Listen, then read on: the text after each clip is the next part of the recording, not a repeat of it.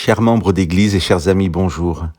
Nous avons au chapitre 7 de l'Évangile de Luc le récit de la résurrection du jeune fils de la veuve de la ville de Naïn. Luc nous montre deux foules qui se rencontrent à la porte de la ville.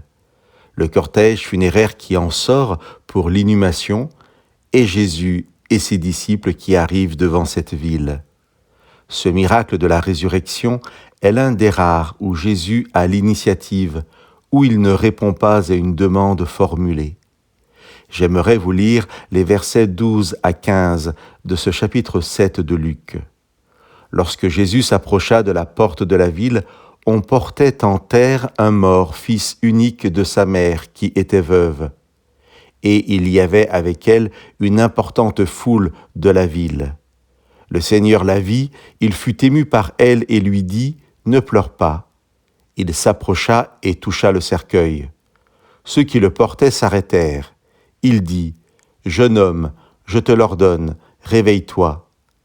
Et le mort s'assit et se mit à parler. Il le rendit à sa mère. Jésus rendit l'enfant à sa mère. Le verbe « rendre » traduit un verbe grec dont le sens premier est « donner ». Verbe très usuel, il est employé plus de 400 fois dans le Nouveau Testament et 60 fois dans cet évangile de Luc. Mais dans notre histoire de la résurrection, c'est la première fois que ce verbe est employé avec Jésus comme sujet. La première chose que Jésus donne lors de son ministère parmi nous est la vie ressuscitée et l'enfant à sa mère. Chers amis, les philosophes nous rappellent que l'enfant qui naît est déjà assez vieux pour mourir. Et qui que nous soyons, au milieu de la foule, nous sommes sur ce chemin qui mène à la fin de notre parcours.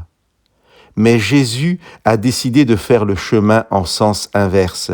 Il vient à la rencontre de nos souffrances, de nos deuils, porteur d'un message d'espoir, d'un message de guérison, d'un message de résurrection.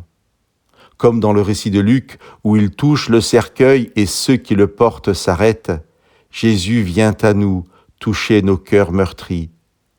Nous arrêterons-nous pour que Jésus nous guérisse et nous rende à notre vie ? Que Dieu vous bénisse.